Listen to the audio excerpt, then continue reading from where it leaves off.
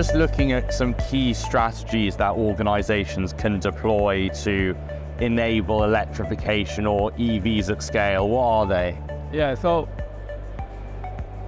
the key actions, I would say, it's what's also going on for some time. It is, I would say, the first place, not the most important, but as the first one, regulatory environments still, which then put it in that way, OEMs to further develop electric vehicles. Then another key point is, of course, already mentioned, to improve further electrification. I would say then both main sectors. So charging vehicles at home, so-called, and private charging, as well as public charging, to improve the whole network of fast charging station, and there is still big work then to be done in that area, especially then having not just some of West European countries and US, then the big challenge is then the other part of the world. And then further, we have the further topic I would like to mention is, of course, is related to customers. So I would say what we witnessed in the last 2 years, really a great increase of sold electric-driven vehicles.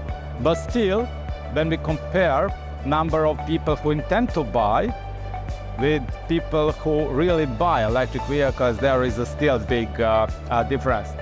And what I think should be then changed when it is about that, so then we have, I think, to make a shift also in our heads, yes, when it is about sustainable mobility, and also this is a big task for OEMs then to do their also role when it is about then approach to customers. And last but not least, then OEMs itself, they have to work further on the new business models in order then to reach profitability targets when it is about then production and after-sale topics of electric vehicles. And just looking at HCL Tech in particular, what are we doing to accelerate innovation in the electric vehicle market, and how do we differentiate ourselves? What's our key differentiator? Yes, I would say that we really have a broader, even holistic approach. So I would differentiate then our activities on the level of electric powertrain, where we cover development of electric powertrain components like batteries, onboard chargers, traction inverters, really trying then to have a full span, starting from system and doing the software hardware development, and on the right side of the cycle, then performing verification and validation. And what is one of our differentiators there is that we also have offerings in the area of hardware, so that we can really cover all of